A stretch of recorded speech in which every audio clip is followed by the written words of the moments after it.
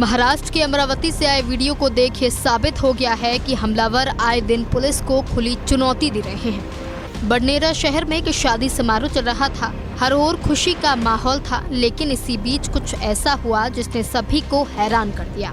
दरअसल शादी में अचानक से एक युवक ने दूल्हे पर चाकू से वार कर दिया और मौके से भागने लगा, लेकिन शादी में मौजूद कैमरामैन ने अपनी सूझबूझ से अपने ड्रोन कैमरा में आरोपी को कैद कर दिया।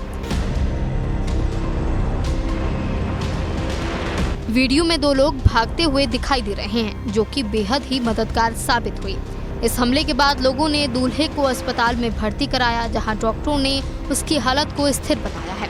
बता दें कि डीजे पर नाचने को लेकर मामूली विवाद में एक युवक ने दूल्हे पर ही चाकू से हमला बोल दिया। मौके पर पहुंची पुलिस ने मामले की जांच पड़ताल शुरू कर दी है।